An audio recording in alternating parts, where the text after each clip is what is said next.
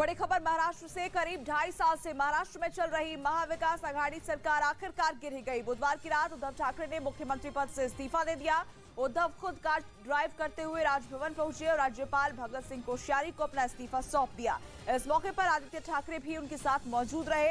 राज्यपाल को इस्तीफा सौंपने से पहले ही उद्धव ने फेसबुक पर लाइव आकर अपने इस्तीफे का ऐलान कर दिया था। मुख्यमंत्री पद के साथ ही उद्धव ने विधान परिषद की सदस्यता से भी इस्तीफा दे दिया। इससे पहले सुप्रीम कोर्ट ने उद्धव ठाकरे को बड़ा झटका देते हुए फ्लोर टेस्ट पर रोक लगाने से इनकार कर दिया और गुरुवार को ही फ्लोर टेस्ट कराने का आदेश दिया।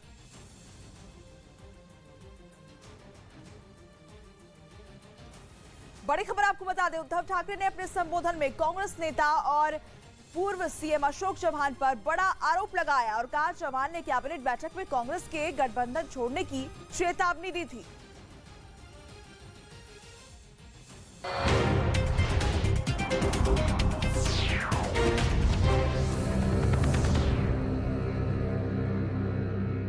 भी बौना साबित करने वाले हो सकते हैं, लेकिन सबसे खास बात यह कि इस ग्रुप में भारत की भूमिका सबसे अहम है। इसीलिए कई मुद्दों पर अमेरिका से अलग रहने के बाद भी प्रधानमंत्री नरेंद्र मोदी इस क्वाड में सबसे अहम है। अमेरिका और इजराइल भी ये बात मान रहे हैं कि एशिया में अगर चीन को कोई जवाब दे सकता है तो वो सिर्फ भारत ही है। भारत के इजराइल से पहले ही बेहद मजबूत रिश्ते हैं। इजराइल में बने हथियारों का सबसे बड़ा ग्राहक भारत ही है। यूएई से तो नजदीकियां उसी वक्त दिख गईं जब प्रधानमंत्री नरेंद्र मोदी के कदम अबू धाबी की धरती पर पड़े। लेकिन अमेरिका को मिलाकर बनने वाली ये चौकड़ी एक नई कहानी लिखने वाली है। इस चौकड़ी का सबसे बड़ा मतलब तो ये है कि भारत ही वो देश है जो चीन का विकल्प बन सकता है, और दूसरा ये कि नरेंद्र मोदी ही वो नेता हैं जो एशिया में ताकत का संतुलन बना सकते हैं, क्योंकि इस क्वाड में संतुलन की सबसे ज्यादा जरूरत होगी। इसके निशाने पर एक तरफ चीन होगा तो दूसरी तरफ ईरान भी होगा। वहीं प्रधानमंत्री नरेंद्र मोदी अब तक ऐसे नेता बन गए हैं जिनके तीन अमेरिकी राष्ट्रपतियों के साथ बेहद निजी रिश्ते रहे। पहले बराक ओबामा, फिर डोनाल्ड ट्रंप और अब बाइडेन के साथ उनके रिश्ते कूटनीति से ज्यादा निजी दिखने लगे हैं, जिसकी मिसाल जर्मनी में दिखी। जर्मनी में G7 की बैठक में मेहमान बनकर पहुंचे प्रधानमंत्री का ये वीडियो इंटरनेट पर तेजी से वायरल हो गया। भारत के प्रधानमंत्री का रुतबा इस वीडियो में साफ दिखा। पीएम उस वक्त कनाडा के पीएम जस्टिन ट्रूडो से बात कर रहे थे। पीछे से बाइडेन चलते हुए उनकी ओर आए और उनके कंधे पर हाथ रखा। प्रधानमंत्री मोदी जब पलटे तो उन्हें पता चला कि बाइडेन उनसे मिलने आए हैं। फिर दोनों ने गर्मजोशी से हाथ मिलाया। दोनों किसी बात पर जोर से हंसते हुए भी दिखे। अब तक कहा जाता था कि बाइडेन के साथ प्रधानमंत्री के रिश्तों में ट्रंप वाली बात नहीं है, लेकिन इस वीडियो ने सारी गलतफहमियां दूर कर दी। बल्कि बाइडेन ने तो एक ऐसा मिडिल ईस्टर्न क्वाड बनाया है जिसमें भारत की अहमियत और दुनिया में मोदी का कद दोनों बढ़ने वाले हैं। लेकिन यह भी साफ हो गया कि भारत के प्रधानमंत्री नरेंद्र मोदी केवल कूटनीतिक रिश्ते नहीं बनाते, बल्कि वो दुनिया की महाशक्तियों से दोस्ती का रिश्ता कायम करने में भी माहिर है। बल्कि अमेरिका के साथ तो भारत का गठजोड़ ऐसा है कि प्रधानमंत्री मोदी के नाम एक नया कारनामा जुड़ गया। प्रधानमंत्री के पद पर 8 साल से मौजूद नरेंद्र मोदी अब तक अमेरिका के 3 राष्ट्रपतियों का कार्यकाल देख चुके हैं। पहले ओबामा, फिर ट्रंप और अब बाइडेन। बराक ओबामा से तो उनकी नजदीकियां खूब चर्चा में रही थी। जब ओबामा भारत के दौरे पर आए थे तो खुद ओबामा ने प्रधानमंत्री को अपना दोस्त कहा था। फिर ट्रंप से भी उनके रिश्ते बेहद करीबी रहे। यहाँ तक कि ट्रंप के समर्थन में तो उन्होंने कुछ कार्यक्रम तक किए थे, जिनकी वजह से माना जा रहा था कि बाइडेन से उनकी दूरियां बन सकती हैं। लेकिन अब साफ हो गया कि बाइडेन से भी प्रधानमंत्री नरेंद्र मोदी के रिश्ते वैसे ही हैं जैसे पिछले दोनों राष्ट्रपतियों से रहे। इधर पीएम की एक चाल ने पाकिस्तान को ऐसा पस्त किया कि वो घुटनों पर आ गया। ट्विटर ने पाकिस्तान के 4 देशों के दूतावासों के ट्विटर अकाउंट भारत में बैन कर दिए, जिससे पाकिस्तान बौखला गया। और उसके सामने प्रधानमंत्री नरेंद्र मोदी के आगे गिड़गिड़ाने के अलावा दूसरा कोई चारा ही नहीं बचा, क्योंकि भारत के खिलाफ सोशल मीडिया पर नफरत फैलाने वाले पाकिस्तान को प्रधानमंत्री मोदी की एक छोटी सी चाल ने चित कर दिया, जिसके बाद उसे समझ ही नहीं आया कि वो करे तो क्या करे। भारत सरकार की शिकायत पर पाकिस्तान के ईरान, तुर्की, मिस्र और यूएन के दूतावासों के ट्विटर अकाउंट पर भारत में बैन लग गया है, क्योंकि आरोप है कि पाकिस्तान ट्विटर के इन प्लेटफॉर्म से भारत में नफरत फैला रहा था, जिसे रोकने के लिए प्रधानमंत्री ने कुछ ऐसा किया कि सांप भी मर जाए और लाठी भी न टूटे, क्योंकि भारत सरकार ने इसकी शिकायत सीधा ट्विटर से की, जिसके बाद सोशल मीडिया पर नफरत फैलाने वाले पाकिस्तान के हाथ ही कट गए। ट्विटर के पाकिस्तानी दूतावासों के ट्विटर अकाउंट पर कार्रवाई करते ही उनका भारत के खिलाफ प्रोपेगेंडा फैलाने का सपना चूर-चूर हो गया। भारत और प्रधानमंत्री मोदी के खिलाफ जहर उगलने वाला पाकिस्तान फ्रीडम ऑफ एक्सप्रेशन की बातें करने लगा और उसने दलील दी कि ऐसा करके पाकिस्तान की आवाज दबाने की कोशिश की जा रही है। इस सख्त कार्रवाई ने पाकिस्तान की नई सरकार का दिमाग ही घुमा दिया। और दबाव में आकर पाकिस्तान के विदेश मंत्रालय ने एक के बाद एक 2 ट्वीट कर डाले। पहले ट्वीट में पाकिस्तान के विदेश मंत्रालय ने उसके 4 देशों के दूतावासों के ट्विटर अकाउंट भारत में बैन करने पर आपत्ति जताई और दूसरे ट्वीट में उसने ये बैन हटाने के लिए हाथ जोड़े। मतलब ये कि पाकिस्तान को प्रधानमंत्री नरेंद्र मोदी से मिन्नत करनी पड़ रही है, जिसके लिए वो सूचना के प्रसार का तर्क दे रहा है, जबकि पाकिस्तान के लोगों के लिए खुद ये दूर की कौड़ी है। वैसे ये पहली बार नहीं है जब प्रधानमंत्री के सख्त फैसले ने पाकिस्तान को उसकी हैसियत दिखाई हुई। इससे पहले भारत के खिलाफ झूठी खबरें फैलाने वाले 16 यूट्यूब चैनल भी ब्लॉक किए जा चुके हैं, जिनमें 10 भारत के और 6 पाकिस्तान के चैनल थे। और इन यूट्यूब चैनल को लाखों नहीं बल्कि करोड़ों लोग देखते हैं। भारत सरकार ने आरोप लगाया कि ब्लॉक किए गए यूट्यूब चैनल पर फेक न्यूज दिखाई जाती थी और लोगों को भड़काया जाता था। एक रिपोर्ट में दावा किया गया कि इन यूट्यूब चैनल पर जम्मू कश्मीर और भारतीय सेना के खिलाफ ऐसी उल जलूल कहानियां दिखाई गईं जिनका कोई सिर पैर ही नहीं था, या यूं कहें कि ये कहानियां सर से पैर तक झूठी थी। यही नहीं, रिपोर्ट कहती है कि ब्लॉक किए गए पाकिस्तानी यूट्यूब चैनल पर यूक्रेन जंग पर भी भारत विरोधी बातें बोली गईं और ये दिखाने की कोशिश की गई कि भारत की विदेश नीति बहुत ही कमजोर है, जबकि यूक्रेन युद्ध के दौरान प्रधानमंत्री मोदी के फैसलों की पूरी दुनिया में तारीफ हो रही थी। मतलब यह कि पाकिस्तान ने सोशल मीडिया पर इंडिया का प्राइड, मेरा प्राइड, वीकेसी प्राइड, कड़ी मेहनत का जश्न मनाइए। विधानसभा में फ्लोर टेस्ट से पहले उद्धव ठाकरे ने महाराष्ट्र के मुख्यमंत्री पद और विधान परिषद से दिया इस्तीफा। बेटी आदित्य के साथ खुद कार चलाकर पहुंचे राजभवन। इस्तीफा देने से पहले किया संबोधन। तसा देखील त्याग करत आहे। एकनाथ शिंदे की अगुवाई में शिवसेना के सभी बागी विधायक गुवाहाटी से पहुंचे गोवा। विधायकों से गोवा के सीएम ने की मुलाकात। शिंदे के साथ आज मुंबई पहुंच सकते हैं सभी विधायक। उद्धव के इस्तीफे के बाद राज्यपाल के पास जल्द ही सरकार बनाने का दावा पेश कर सकती है बीजेपी। देवेंद्र फडणवीस ने विधायकों से की मुलाकात। सूत्रों के मुताबिक 1 जुलाई को बन सकती है नई सरकार। इस्तीफे से पहले उद्धव कैबिनेट का बड़ा फैसला। औरंगाबाद और उस्मानाबाद शहर का नाम बदलने पर लगी मुहर। नवी मुंबई एयरपोर्ट का भी नाम बदला।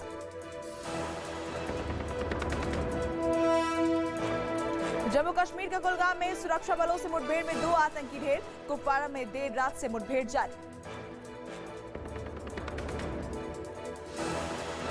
प्रधानमंत्री मोदी आज विज्ञान भवन में उद्यमी भारत कार्यक्रम में लेंगे हिस्सा। एमएसएमई की कई योजनाओं का करेंगे शुभारंभ। पश्चिम बंगाल की सीएम ममता बनर्जी के जिहाद बयान पर घमासान तेज। बीजेपी नेताओं की राज्यपाल से मिलकर सरकार को बर्खास्त कर धारा 356 लगाने की मांग। राज्यपाल ने कहा बयान वापस ले ममता।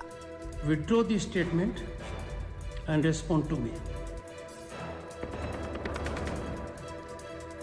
राजस्थान के मुख्यमंत्री अशोक गहलोत कन्हैयालाल के घर पहुंचकर आज करेंगे परिवार वालों से मुलाकात। सीएम ने 50 लाख रुपए की आर्थिक मदद का किया ऐलान। अमरनाथ यात्रा के लिए रवाना हुआ श्रद्धालुओं का पहला जत्था। जम्मू में उपराज्यपाल मनोज सिन्हा ने पहले जत्थे की यात्रा को दिखाई हरी झंडी।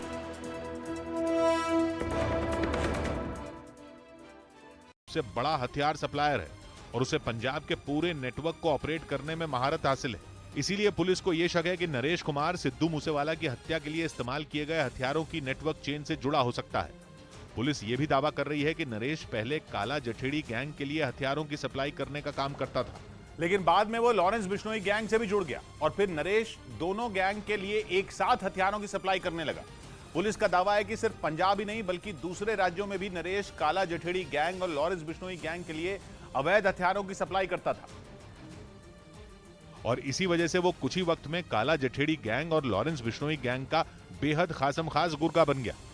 मतलब ये कि नरेश काफी वक्त से पंजाब, दिल्ली, हरियाणा, राजस्थान और उत्तर प्रदेश में अपना क्रिमिनल गैंग चलाने वाले लॉरेंस बिश्नोई और काला जठेड़ी गैंग से जुड़ा हुआ है और इसीलिए पुलिस को ये शक है कि नरेश इन दोनों गैंग के एक राज को जानता है। पुलिस सूत्रों का कहना है कि कुछ महीनों तक नरेश कुमार ने पंजाब में अवैध हथियारों के पूरे नेटवर्क को संभाला, लेकिन पिछले साल उसे एक केस में जेल हो गई, जिसके बाद वो जेल के अंदर से ही हथियारों के नेटवर्क को ऑपरेट करने लगा।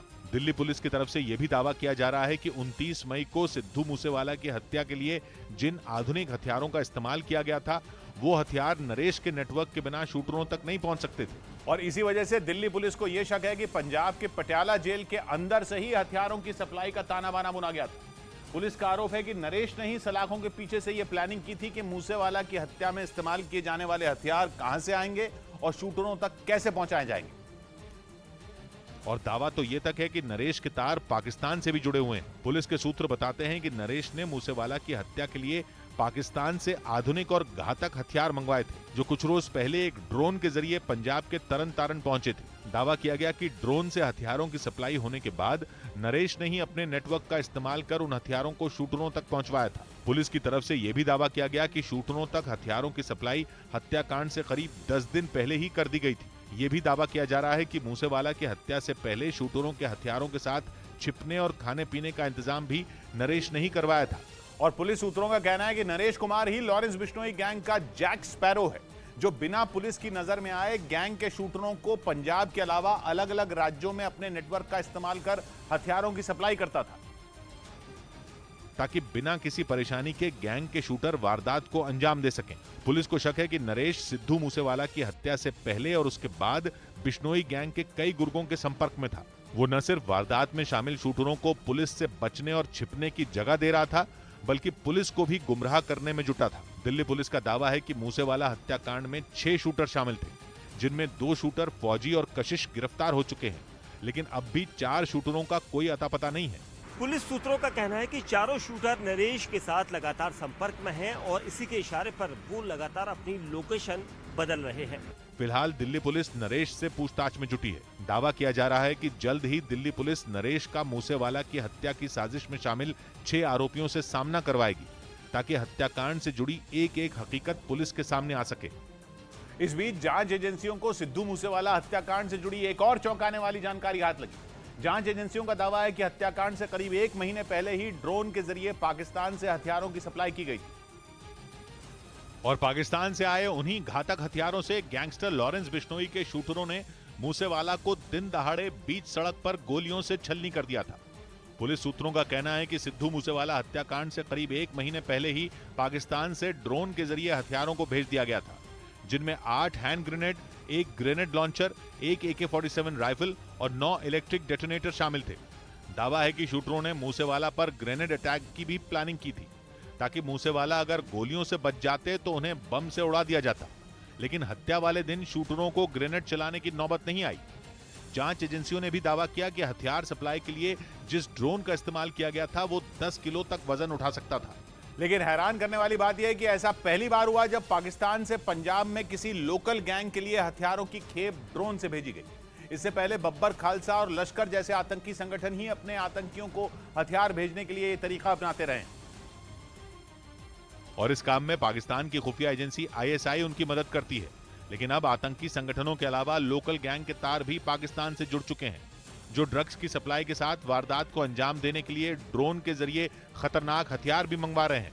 इसी वजह से सुरक्षा एजेंसियों के कान खड़े हो गए हैं। सिद्धू मूसेवाला हत्याकांड में जो ये बात उजागर हुई है ड्रोन के इस्तेमाल की, वो ये साबित भी करती कि सीमा के बाद अब देश की आंतरिक सुरक्षा व्यवस्था में ड्रोन का खतरा बढ़ रहा है। सुरक्षा एजेंसियों का दावा है कि पंजाब के फिरोजपुर, फाजिलका और वाघा बॉर्डर के पास पाकिस्तान में 6 ड्रोन सेंटर बनाए गए हैं, जहां से भारत की सीमा में ड्रोन भेजने की कोशिश की जाती है। हालांकि जांच एजेंसियां अब उस सेंटर का पता लगाने की कोशिश में जुटी हैं, जहां से ड्रोन को भारत की सीमा में भेजा गया था। मूसेवाला हत्याकांड में गिरफ्तार आरोपियों के पास से जो हथियार मिले हैं, उनकी जांच के बाद यह भी दावा किया जा रहा है कि उनका इस्तेमाल पाकिस्तान की सेना के लिए किया जाता है। मतलब यह कि पाकिस्तान की सेना जिन हथियारों का इस्तेमाल करती है, उन्हीं हथियारों से लॉरेंस बिश्नोई गैंग के शूटरों ने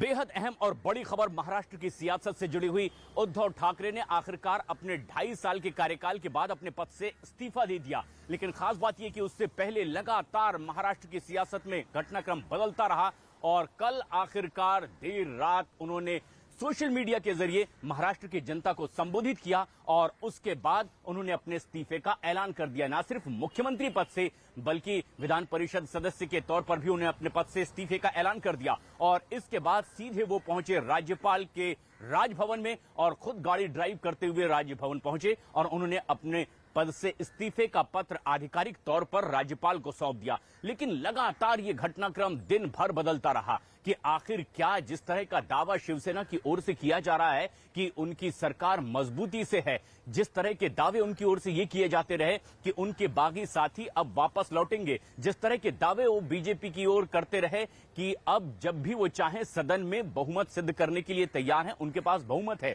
लेकिन आखिरकार ऐसा नहीं हो पाया। फेसबुक लाइव में उन्हें अपनी क्या बात रखी, हम अपने दर्शकों को सुना रहे हैं। आज मी आपल्या सगळ्यांच्या समोर मुख्यमंत्री पदाचा देखील त्याग करत आहे। आजपर्यंत आपण सगळ्यांनी खूप प्रेम दिलं, खूप आशीर्वाद दिले। ठीक आहे, मी काही घाबरणारा नाही, मी डरणारा नाही। इस्तीफा तो दे दिया मुख्यमंत्री उद्धव ठाकरे ने, लेकिन अनिल देसाई शिवसेना के नेता ने जो फैसला आया था सुप्रीम कोर्ट का कि 30 तारीख को ही सदन में बहुमत परीक्षण होना चाहिए, इस फैसले को दुर्भाग्यपूर्ण बताया। ये उम्मीद नहीं थी। उम्मीद ये थी कि जिस तरह से स्पीकर के निर्णय को जिस तरह से आगे रख लिया था, स्पीकर जब डिस्क्वालिफिकेशन की बात थी, 48 घंटे कम है उनकी सुनवाई सुनने के लिए, सुनवाई आगे तक ले गई थे। 11 जुलाई तक की उनको टाइम दिया गया था। उसी तरह से इसमें भी कोई डेफरमेंट आएगा इसकी उम्मीद थी, या उसको इक्वली ये करना ये हो रहा था, ऐसी दलीलें की थी। लेकिन अब जो सुप्रीम कोर्ट ने, ऑनरेबल सुप्रीम कोर्ट ने जो जजमेंट दिया उसको मानना। एक और बेहद अहम और बड़ी खबर इस वक्त आ रही है। जिस शिंदे गुट ने बगावत दिखाई थी, आखिरकार अब उसी की वजह से उद्धव ठाकरे की सरकार गिर गई। और बड़ी खबर ये कि आज 9 बजे ये गुट अब बैठक करने वाला है। अगला कदम उनका क्या होगा, क्योंकि दावा उनकी तरफ से जो किया गया वो ये कि वही हैं शिवसेना। और ये बात उन्होंने सिर्फ मीडिया के सामने नहीं कही, बल्कि जब कोर्ट में ये मामला चला तो भी शिंदे गुट की ओर से यही बात कही गई थी। और आज आखिर अब 9 बजे उनकी बेहद अहम बैठक होगी कि उनका अगला कदम क्या होने वाला है, किस तरह से वो अब सत्ता के साथ जाएंगे, किस रूप में जाएंगे, क्योंकि दावा ये वो कर रहे थे कि असली शिवसेना तो वही हैं। एकनाथ शिंदे ही वो फैक्टर रहे हैं जिन्होंने महाराष्ट्र की सियासत में उथल पुथल मचा दी और आखिरकार उनकी बगावत के कारण ही उद्धव ठाकरे को अपने पद से इस्तीफा देना पड़ा है। और ऐसे में एक बेहद अहम खबर बीजेपी से जुड़ी हुई भी, बीजेपी भी अब अहम बैठक करने वाली है, क्योंकि कल जिस तरीके से उद्धव ठाकरे का इस्तीफा हुआ उससे ठीक पहले यानी 24 घंटे पहले देवेंद्र फडणवीस उसी राजभवन में पहुंचे थे इस बात की शिकायत को लेकर कि अब उद्धव ठाकरे सरकार के पास बहुमत नहीं है, उन्हें इस्तीफा देना चाहिए या फिर बहुमत परीक्षण सदन में होना चाहिए। आखिरकार कल यही होने वाला था, उससे पहले ही उद्धव ठाकरे ने इस्तीफा दे दिया। लेकिन अब बीजेपी की बैठक होगी, कैसे उनकी अगली सरकार बनने वाली है, किनके साथ बनने वाली है, क्या ये शिवसेना और बीजेपी की ही सरकार कहलाएगी, ये तमाम ऐसे फैसले हैं जो इस बैठक में लिए जाएंगे। देवेंद्र फडणवीस लगातार जिस तरह से दावा करते रहे हैं वही आखिरकार होता दिखाई भी दे रहा है। दिवाकर सिंह हमारे सहयोगी इस वक्त हमसे सीधे जुड़ रहे हैं। दिवाकर, अब किस तरह की तैयारी और बीजेपी की जो बैठक होगी इसमें किस तरह के फैसले लिए जा सकते हैं? प्रशांत, देखिए बैठक इसलिए अहम है क्योंकि आज जो बैठक होगी उसमें महाराष्ट्र के जो प्रभारी हैं सीटी रवि वो भी शामिल होंगे, इसके अलावा बीजेपी के जो वरिष्ठ नेता हैं वो भी शामिल होंगे। दरअसल ये बैठक इसलिए हो रही है ताकि राज्यपाल को पूरी तैयारी के साथ आज अप्रोच किया जा सके। जो जानकारी मिल रही है कि आज शाम तक बीजेपी दावा पेश करती है राज्यपाल के सामने जो है सरकार बनाने का, क्योंकि माना यह जा रहा है कि कल तक सरकार बन जाएगी बीजेपी की। हालांकि इस बैठक में देवेंद्र फडणवीस किस तरह से तमाम सीटी रवि किस तरह से निर्देश देते हैं, देवेंद्र फडणवीस अपने वरिष्ठ नेताओं को किस तरह से निर्देश देते हैं, क्योंकि सरकार जरूर बन रही है लेकिन तमाम जो वरिष्ठ नेता हैं जो मंत्री बनने की चाह रखे होंगे मन में, उनको समझाना, उनसे बात करना और पार्टी के तमाम विधायकों को विश्वास में लेना यह बेहद अहम होगा। क्योंकि जिस तरह से तमाम जो नेता हैं, चाहे जो कई बार से विधायक चुन के आए हैं या पिछली सरकार में जो मंत्री रहे हैं, उसको देखते हुए देवेंद्र फडणवीस किसको मौका देते हैं इस पर भी चर्चा होगी। आखिर सीटी रवि इसीलिए शामिल हो रहे हैं प्रशांत, क्योंकि इस पूरी बैठक में एक फाइनल निर्णय होगा कि विधायक दल की बैठक कब बुलाई जाए और साथ ही साथ जो राज्यपाल को अप्रोच करने की बात है कब अप्रोच किया जाए, ये पूरा निर्णय इस बैठक के बाद हो जाएगा। और उसके बाद जानकारी ये मिल रही है कि आज शाम तक देवेंद्र फडणवीस एक बार फिर से राजभवन जा सकते हैं और वहां पर बाकायदा दावा सरकार बनाने का वो पेश करेंगे। और ऐसे में राज्यपाल के सामने पेश करने के साथ साथ ही कल ऐसा माना जा रहा है कि देवेंद्र फडणवीस के नेतृत्व में शपथ ग्रहण हो सकता है। ये बेहद अहम और बड़ी खबर हम अपने दर्शकों से जो साझा कर रहे हैं न्यूज 18 इंडिया पर कि आज देवेंद्र फडणवीस राज्यपाल से मिलकर सरकार बनाने का दावा पेश कर सकते हैं, क्योंकि इसी तरह की औपचारिकता होती है जो पूरी करनी होती है संवैधानिक तरीके से कि अगर एक सरकार चली गई तो जो सरकार बनाना चाहता है वो अपना दावा पेश करेगा, बताएगा कि उसके पास किस तरह से बहुमत है, कौन उनके समर्थन में है। और आज देवेंद्र फडणवीस ये कर सकते हैं राज्यपाल से मुलाकात करके। बेहद अहम खबर न्यूज 18 इंडिया पर कि आज ही देवेंद्र फडणवीस ये दावा कर सकते हैं राज्यपाल से मिलकर और कल 1 तारीख को हो सकता है देवेंद्र फडणवीस का बतौर महाराष्ट्र के मुख्यमंत्री एक बार फिर शपथ ग्रहण और उप मुख्यमंत्री होंगे एकनाथ शिंदे। ये बेहद अहम और बड़ी खबर इस वक्त की। जिस तरह से ये अब दावा किया जा रहा है वो किस तरह से आगे बढ़ा, पिछले रात के घटनाक्रम से जोड़कर देखिए। जिस तरह से उद्धव ठाकरे ने इस्तीफा देने के बाद सीधे मंदिर का रुख किया, उनके साथ उनके बेटे आदित्य ठाकरे भी थे। जी हाँ, तो हमारे 2 सहयोगी जुड़े हुए हैं फडणवीस के घर से लाइव, हमारे साथ प्रशांत जुड़े हैं और साथ ही राजभवन से दिवाकर सिंह हमारे साथ जुड़े हुए हैं। सबसे पहले प्रशांत, आपके पास आते हुए किस तरह की हलचल देखी जा रही है, क्योंकि जो लगातार सियासी हलचल तेज थी महाराष्ट्र में, जो ड्रामा चल रहा था हाई वोल्टेज पॉलिटिकल ड्रामा, उसका एक अध्याय कल समाप्त हुआ है, लेकिन अभी नजर नई सरकार के गठन पर। सभी की निगाहें हैं, ना सिर्फ महाराष्ट्र के रहने वालों की बल्कि देश भर की निगाहें हैं कि कैसे जो महाराष्ट्र में तेजी से सियासी घटनाक्रम बदला है, अब एक नई सत्ता आने वाली है, एक नई सरकार आने वाली है। हालांकि पिछले 8 दिनों तक ये पूरा पॉलिटिकल ड्रामा चलता रहा है और इस कड़ी में एक के बाद एक दावे किए गए। शिवसेना की ओर से यह कहा गया कि वो फ्लोर टेस्ट के लिए तैयार है। संजय राउत इस बात के लिए कमान संभाले हुए थे अपने पार्टी की ओर से और वो कह रहे थे कि हम बहुमत साबित कर सकते हैं, लेकिन वो घड़ी नहीं आई। आखिरकार उद्धव ठाकरे को अपने पद से इस्तीफा देना पड़ा। लेकिन बात सिर्फ सियासी लड़ाई की नहीं थी, ये लड़ाई तो अदालत से अदालत तक पहुंच चुकी थी और अदालत ने भी उसी बात पर मुहर लगाई जिस बात का आदेश निर्देश राज्यपाल महोदय ने दिया था कि 30 तारीख को फ्लोर टेस्ट होना चाहिए। और इसी बात को चुनौती शिवसेना ने दी थी कि आखिर इतने कम वक्त का टाइम कैसे दिया जा सकता है फ्लोर टेस्ट के लिए। आखिरकार सुप्रीम कोर्ट ने भी कहा कि राज्यपाल ने वैधानिक कदम उठाए हैं और कानून के तहत फ्लोर टेस्ट का आदेश दिया है, वही हुआ भी। इस पर बिल्कुल सुप्रीम कोर्ट ने भी देखिए, मुहर अब लगाई। नजर है देवेंद्र फडणवीस के ऊपर जो कि सरकार बनाने का दावा पेश कर सकते हैं। दिवाकर वहां से जुड़े हुए हैं फडणवीस के घर के बाहर से। दिवाकर, किस तरह की हलचल आप देख पा रहे हैं? आज देखिए जो हलचल है वो अब से थोड़ी देर बाद शुरू हो जाएगी। बीजेपी के तमाम नेताओं का पहुंचना जो है देवेंद्र फडणवीस के घर पर शुरू हो जाएगा और साथ ही साथ जो प्रभारी है महाराष्ट्र के सीटी रवि वो भी थोड़ी देर में अभी यहाँ पर पहुंच जाएंगे और उसके बाद बैठक होगी। उस बैठक में तमाम मुद्दे जो है वो विचार किए जाएंगे, उस पर चर्चा होगी। इसमें मुख्य जो होंगे कि आखिर विधायक दल की बैठक कब बुलानी है। विधायक दल का एक प्रोसेस होता है, जब बैठक बुलाई जाती है उसमें विधायक दल का एक नेता चुना जाता है। उसके बाद जो है वही नेता बाद में राज्यपाल को अप्रोच करता है मुख्यमंत्री सरकार बनाने के लिए। तो ये प्रक्रिया होगी और उस बैठक के बाद ये निर्णय होगा कि कब विधायक दल की बैठक बुलानी है और कब राज्यपाल को जो है अप्रोच करना है। लेकिन सबसे अहम बात कि अभी तक एकनाथ शिंदे का जो गुट है वो मुंबई पहुंचा नहीं है और जानकारी ये मिल रही है कि आज दोपहर के बाद तक जो शिंदे का ग्रुप है वो मुंबई पहुंच सकता है। लेकिन शिंदे का ग्रुप क्या देवेंद्र फडणवीस से मिलने जाता है या फिर उद्धव ठाकरे से मिलता है, ये देखना सबकी निगाहें बहुत ही इस पर टिकी हुई हैं, क्योंकि उद्धव ठाकरे ने इस्तीफा देने के साथ जिस तरह से संभाजी औरंगाबाद का नाम बदला, तो पूरे दिन हलचल रहने वाली है। नजर अपनी बनाए रखिएगा। फिलहाल बहुत शुक्रिया आपका प्रशांत, आप भी इस खबर पर अपनी नजर बनाए रखिए। और देखिए, राज्यपाल को अपना इस्तीफा सौंपने के बाद आपको बता दें कि उद्धव ठाकरे अपने बेटे आदित्य के साथ मंदिर पहुंचे, जहां पर उन्होंने पूजा अर्चना की। तो मंदिर पहुंचे, सीधे इस्तीफा सौंपा उद्धव ठाकरे ने और उसके बाद सीधे वो मंदिर पहुंचे, जहां तस्वीरें भी हम आपको दिखा रहे हैं। आदित्य ठाकरे भी उनके साथ मौजूद है।